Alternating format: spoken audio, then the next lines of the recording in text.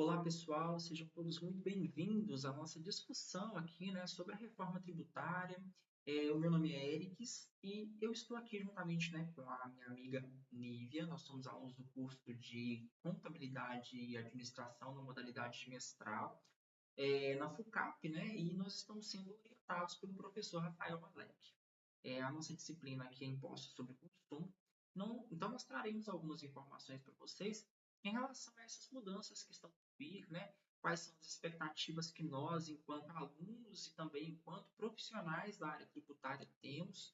Realmente existe uma complexidade de normas muito grande, e aí a gente vai fazer um comparativo sobre o cenário atual e sobre aquilo que está para ser mudado, quais são as nossas expectativas também como alunos que busca, né, a especialização na área tributária. Neste primeiro momento, é importante que nós entendamos que o cenário tributário atual ele é um cenário muito complexo. O Brasil tem um dos sistemas tributários mais complexos do mundo. Se nós começarmos a analisar de forma isolada, só da espécie tributária, nós temos 5. Então, é muito comum, né, no nosso dia a dia que a gente se depare com pessoas que usem somente a nomenclatura de impostos. Eu pago impostos sobre a energia, eu pago impostos sobre o meu consumo de água, eu pago impostos sobre o meu consumo de mercadoria diversas. Todavia, nós que somos estudiosos da área tributária, nós precisamos de reclassificar a parte de incidência, a parte de nomenclatura e a parte de espécie. Todo mundo fica muito preocupado com a alíquota, porque a alíquota, de fato, é aquilo que vai ser pago em relação ao consumo, em relação à parte tributária, né? Então, quando a gente envia uma guia de arrecadação, pouco se fala em relação ao que está sendo pago, mas muito se fala no aspecto quantitativo daquilo que vai ser levado para o fisco. Dentro dessa espécie tributária, que é o que a gente tem hoje, nós temos 5 tipos diferentes, que são os impostos propriamente ditos. É importante notarmos que somente dentro desse grupo de impostos, que é um dos 5, nós temos mais 13 que são de competências federais, estaduais e municipais. Aí, logo em seguida, a gente tem as taxas, as contribuições de melhoria, as contribuições especiais e os empréstimos compulsórios. Tudo isso fez com que o sistema tributário nacional fosse se tornando um sistema complexo. Se formos analisar de forma direta, né, temos várias discussões aí de possibilidades de recuperação de crédito tributário, que de fato são recuperações advindas de muita legislação que trazem benefícios fiscais, mas de algumas falhas também que ocorrem devido a esse confronto de normas, né? Normalmente a gente tem uma norma específica que trata de assunto, ou até mesmo uma declaração específica daquele assunto, mas aí a gente tem uma série de outras que vão discutir ou vão em encontro com aquelas informações que a gente já tem previamente estabelecidas. Com a reforma tributária, a expectativa é que tudo isso seja muito mais simplificado. Eu até trago como exemplo aqui no meu estado, a gente ainda tem 2 declarações que são obrigatórias e que, ao meu ver, acabam criando assim um impasse para nós que somos profissionais da área, né? Enquanto contador, aqui em Minas ainda nós somos obrigados a entregar algumas declarações que eu tenho como sendo declarações repetidas, que é o caso do ICMS, né, o SPED-ICMS, e também da DAP. A DAP ela já caiu em desuso em alguns anos aqui para empresas novas, mas a gente ainda tem uma série de dificuldades com essas empresas que são mais antigas, né? Que a gente tenta fazer o pedido de dispensa e aí fica como se essas empresas, se essas informações estivessem divergentes lá na base da Receita. Tudo isso promete ser simplificado. Então, quando a gente tem um objetivo simplificado de forma geral, a gente entende também que as obrigações acessórias serão beneficiadas com essa simplificação. A expectativa é que esse regime de tributação, além de simplificar a nossa vida enquanto contribuinte, também enquanto prestadores de serviços na área contábil, tributária, é que facilite também a forma de arrecadação, a forma de revisão e de fiscalização para o fisco, né? Isso aí a gente tem que considerar porque, da mesma forma que nós temos uma complexidade de normas para analisar na hora de fazer uma apuração tributária, nós também temos que considerar a forma que essas informações chegam lá.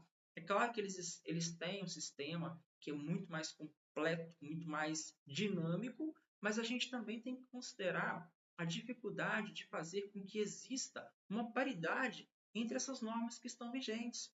É impressionante o número de legislação que é conflitante e faz com que o nosso cenário atual seja avaliado como sendo um dos mais complexos do mundo, né?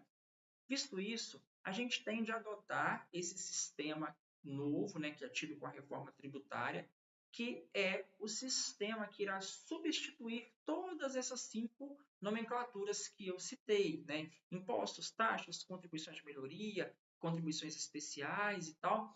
Todos estes serão substituídos pelo IVA. Esse IVA, que é o Imposto sobre Valor Agregado, ele pode ser dividido em apenas 2 possibilidades, que seria a CBS e o IBS.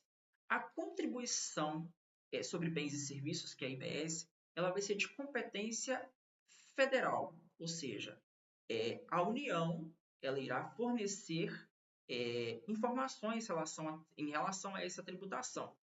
Hoje a gente ainda não tem uma expectativa, ou pelo menos uma certeza, de qual será o percentual de contribuição sobre esse CBS. E o IBS, que é o Imposto sobre Bens e Serviços, ele é de competência estadual e municipal. Só comparando esse primeiro aspecto relacionado à nomenclatura, né? Olha para vocês verem o quanto de tributos que nós temos, considerando 5 espécies, e aí a gente vai lá para uma espécie, que é o IVA, que será dividida em apenas 2. Então, assim, a gente já tem aí uma expectativa de simplificação muito grande. Existem ainda algumas discussões sobre a possibilidade da reforma ser positiva ou não. Mas, profissionalmente falando, de acordo com o histórico e com a experiência que eu tenho, era preciso que a reforma fosse feita, era necessário que alguns pontos legislativos fossem modificados. É claro que nesse primeiro momento a gente ainda tem bastante receio, a gente fica bastante inseguro sobre como que isso vai ser, porque essas mudanças legislativas que acontecem, ela coloca profissionais que já têm anos de mercado ao lado de profissionais que estão iniciando agora. Então, assim, existe de fato uma insegurança, mas existe também a expectativa de que tudo seja melhorado, né? De que seja tratado com um sistema mais simples e de que nós possamos entregar isso aí de uma forma que seja mais saudável para nós. Isso relacionado às declarações, que são declarações um pouco mais complexas daquilo que a gente espera, né? Daquilo que a gente cria expectativa, e quando a gente fala da reforma, a gente pensa também numa simplificação tributária. Então a gente fica com esse desejo de que tudo que está por vir melhore a situação atual que a gente tem. Não é possível analisarmos que haja, né, diminuição de alíquotas, até mesmo porque os comitês de estudos tributários têm trazido para nós que há uma negativa de recolhimento, por mais que seja difícil de entender, há uma margem aí que eles estimam arrecadar que não foi atingida, né? Então, a gente não pode esperar que seja uma contribuição menor do que aquilo que a gente paga hoje. E para nós, que somos profissionais da área, fica uma série de levantamentos em relação a como que será feito o repasse ou o lançamento de créditos tributários, por exemplo. Eu tenho um crédito tributário de ICMS, eu tenho um crédito tributário de PIS e COFINS. São tributos que deixarão de existir. Então, automaticamente, existe uma operacionalização atrás disso que será repassada para nós num momento mais à frente.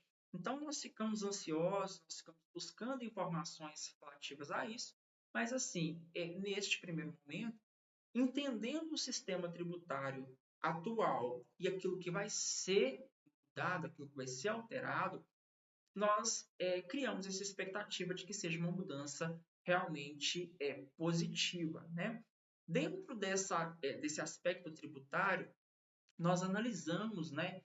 Nós podemos analisar a hipótese de incidência das taxas, a hipótese de incidência do tributo, E aí a gente fica com esse anseio, né? A gente fica com essa vontade, com essa expectativa de saber qual que vai ser a hipótese de incidência dos próximos tributos. E aí a gente traz essas informações, né? A Nívia vai estar trazendo essas informações para vocês a partir de agora. Olá, pessoal.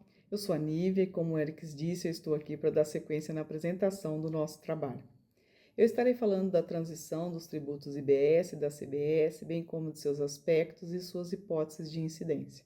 Eu começarei falando da transição de ambos os tributos, que começa agora no ano de 2026, que está sendo considerado o ano teste desses tributos, com uma alíquota de 0,9 para a CBS e de 0,1 para o IBS. Já no ano de 2027, a CBS ela começa a ser cobrada oficialmente, e neste momento são extintos o PIS e a COFINS, que são os nossos tributos atuais que serão substituídos pela CBS.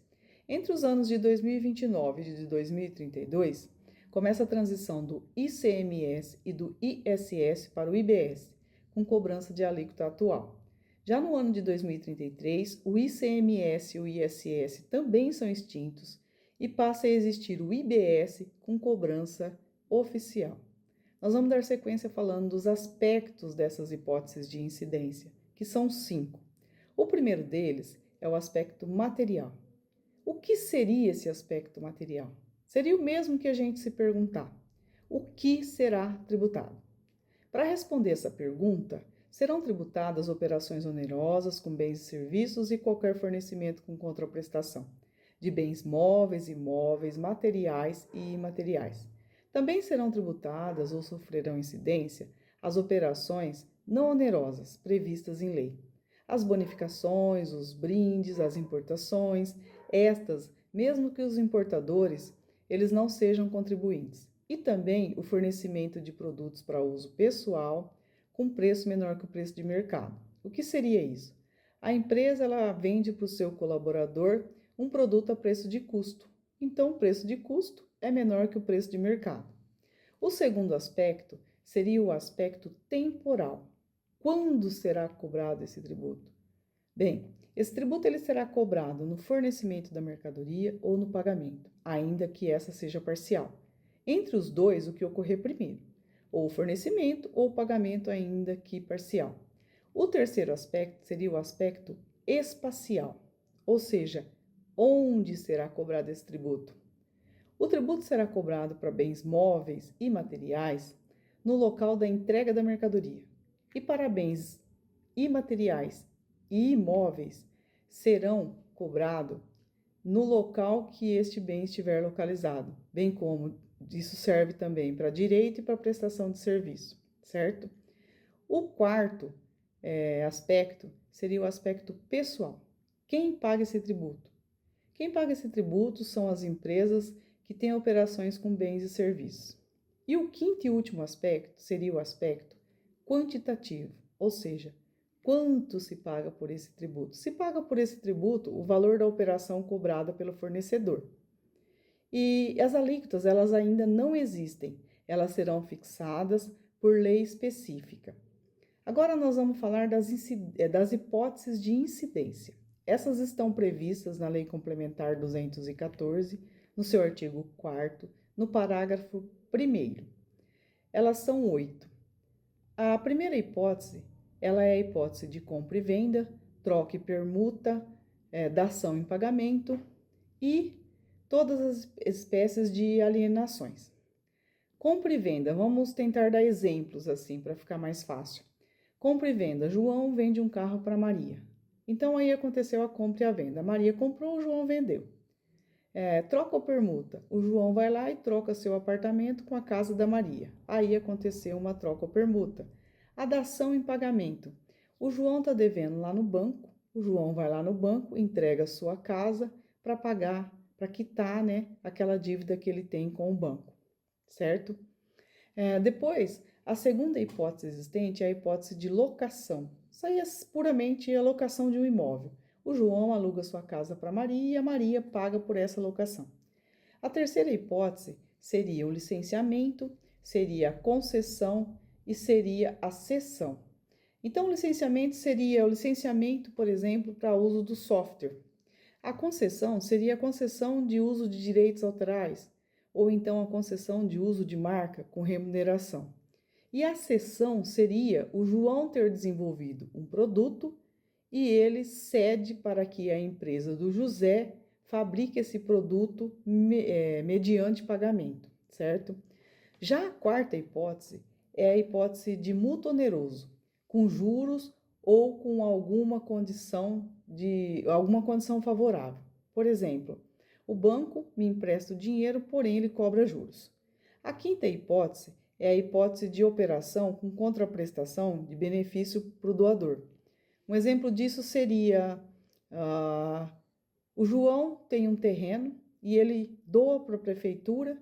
Em contraprestação, a prefeitura tem que asfaltar a rua daquele terreno. A sexta hipótese seria a hipótese de instituição onerosa de direitos reais. O que seria isso? O João tem um usufruto, ele cede esse usufruto para Maria, que é sua prima, desde que ela pague ele, certo? A sétima hipótese de incidência é o arrendamento inclusive mercantil. Então, a empresa vai lá, faz um arrendamento mercantil para troca da sua frota.